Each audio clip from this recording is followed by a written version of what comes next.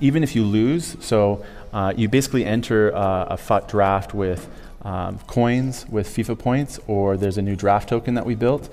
So those are accessible in packs. You might be able to pull those, and that gives you entry into these competitions. Even if you lose your first match, you're still going to get that value back.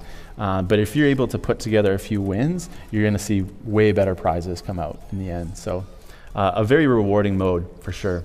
Great. And super fun as well. So it's really, when you play with your mates, sitting on a Friday night, something like that, is the banter that can come out of that is fantastic. So we've segued here. We've just set up a match scene as we're in Germany. We've picked Borussia Mönchengladbach, and who else did we pick? Dortmund. So yeah, was that a new training game as well? Yes. So here, what we have as well, the first thing that you see is Gladbach Stadium. So that's new into FIFA. We have 9 new stadiums this year. But the other thing is the Bundesliga overlay graphics. Okay, yeah. So it's authentic like the Premier League, which you already had. Yeah, exactly. So last year we did the Premier League. We got fantastic feedback out of that. And this year, so we managed to create the Bundesliga graphics that really puts you... Yeah, the Premier League stuff is so good. It just gives you that... You can't even distinguish it. It's the ultimate immersion. Yeah. But it's not just about the graphics. So there are tons of different details here and there. For example, chants. So, there is nothing as immersive as hearing the crowds, like a super loud. And this year we added more than 900 chants, from teams all over the world. It really feels impressive. How do you add them? Do you actually record them at stadiums, or do you there are specific requirements on how we capture the crowd. So we need to capture different channels, etc. So we work in general with the broadcasters to get the audio, and then it's a licensing thing. So you need to identify that is like a profanity free, those kind of things, and license the melody. So obviously that gets rid of about 90% of all football chants immediately. Well, not really. They can be edited as well.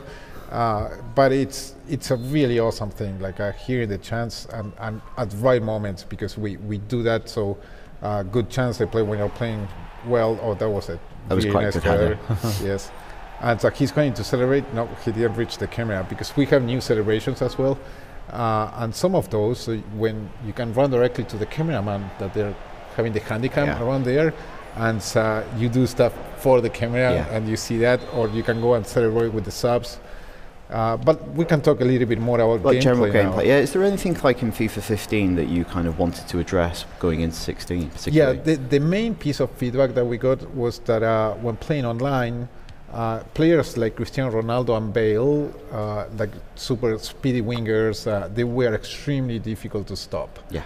And we took that to heart, and this year one of the key words for us was balance. We really truly wanted to have a game that felt balanced all over the pitch, but it not only balanced all over the pitch, it was innovating all over the pitch. So we have what we call confidence in defense. A lot of work went into defense with defending agility, that is adding a lot of animations and improvements and polishing here and there to actually counter those situations of Bale and Cristiano Ronaldo. So you're giving people, when they're defending, more tools to kind of combat that, because you can do second tackles. Exactly. So we have a new tackling mechanic. So when you slide tackle, so when you're on the ground, you can press it again, and the player will get up. Yeah. So it really brings slide tackle to become useful again. Yeah. In a sense, it was a hit or miss. So people stopped using it a bit because it was too harsh, the punishment for missing it. But now with this extra opportunity, in a sense, you want to use it again. But it's not just about that. The players are much more intelligent in terms of deciding or realizing when there is going to be a ball possession change, so they come back faster to position. They are much smarter into deciding to mark space or the man. And in terms of the midfield and defending as well, they are much more aggressive for what is the interception intelligence, what we call. So they're really covering those passing lanes. So the game is no longer, so the midfield is no longer a transit zone, but it's really battle for possession again. Yeah, because I've played the game a few times, and you find that when the ball zips through midfield, you'll find a midfielder will stick out a leg, as they would do. Yeah. They don't just let it go by them. Yeah, it's true to real life, and really wanted to bring that battle for possession back. But what that allows as well, so defending became so powerful that it allowed us to innovate into the attack. So one of those is passing with purpose. That is to counter those interceptions. So it's a new type of pass that is a low pass, very strong. That is, okay, I want to send it to this particular guy, but that guy, the pass receiver, needs to be in a good position because otherwise that first touch is not that good. So it has a lot of error. It really brings a lot of all of the pieces together to make it really balanced. Is that a modifier to a regular pass? Can you do it modifier? It is on 2 or right back. Okay.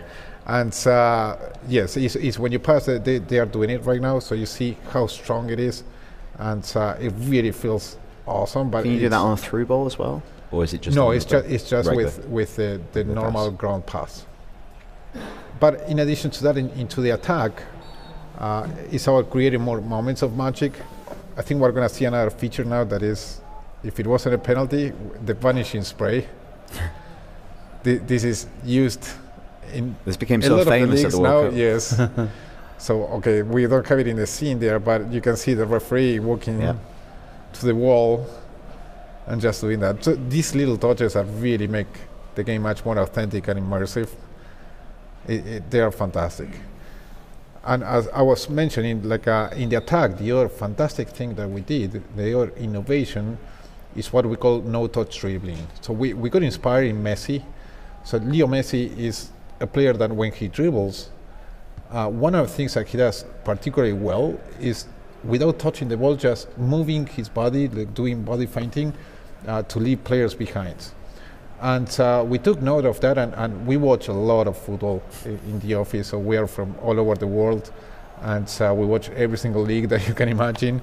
And we wrote down like, okay, so let's watch League 2, League 1 in England. Argentina First Division is what I watch, and we were really noting, okay, every player, regardless of how good they are, they do it. So they do that kind of no-touch dribble is how we call it, and so Messi, Neymar, they do it all the time in a brilliant way. But you go to a League 2 game and you will see somebody doing it. And we say, okay, we need to do this. We need to do this into the game.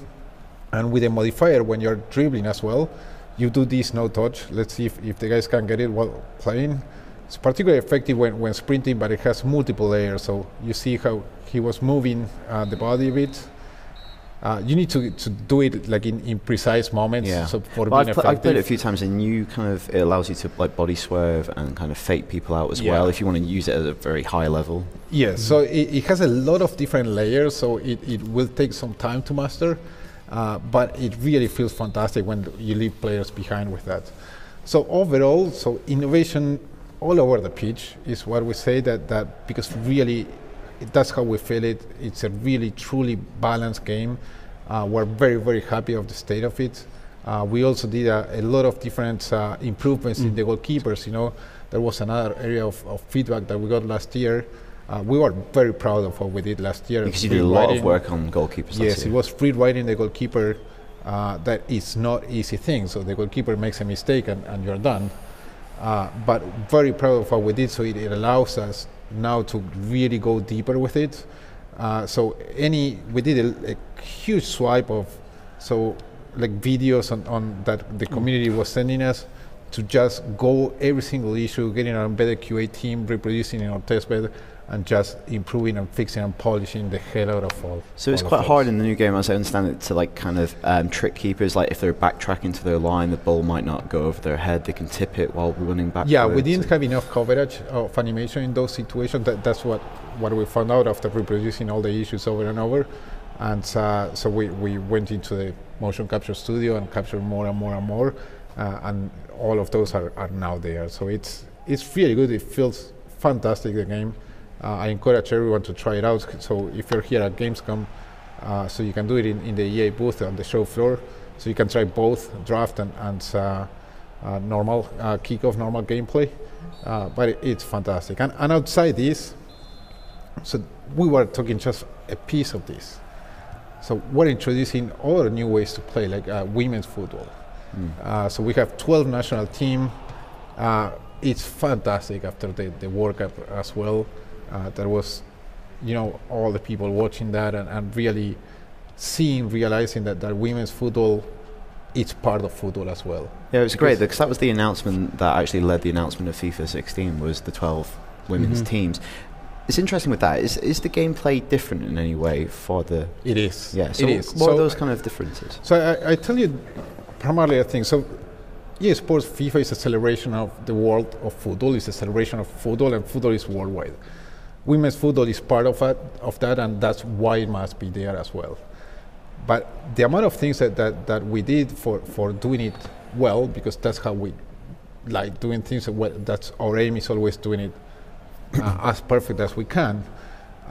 So what we did is we have audio, like the crowd, that we recorded specific women's matches to capture the crowd audio and put that into the game. Player calls, just the localization of the game. So English is primarily neutral. So the player, it works both for women and men. But if you check Portuguese, Spanish, French, it's gender specific. Right, so you have in Spanish, so I'm Spanish native speaker, it's el jugador for a man and la jugadora for female. So a lot of effort into localization wise. Imagine that we have a legacy of how many years of commentary that was almost 40% recording, 40% of all the assets again, just to be female specific. So we have in English as well, like she shoots, she passes, those kind of things. And like a commentary about talking players like Abby Wambach, like a really banter about the stuff. So that's just audio and localization. But then gameplay, the big discussion was our attributes.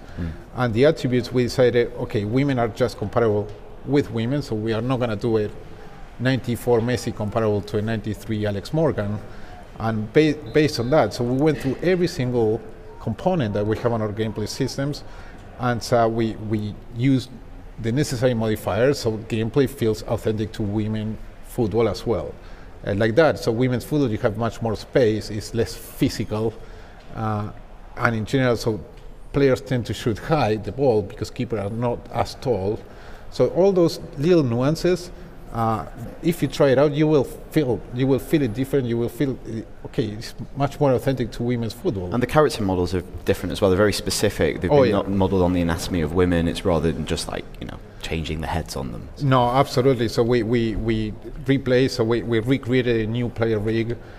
So we have new body scaling technology. We optimized the rendering so we could do physics on the ponytails because most of the players, female players, use ponytails. Yeah. So we have physics for each ponytail, which it's fantastic, And then we also capture the likeness of most of the players.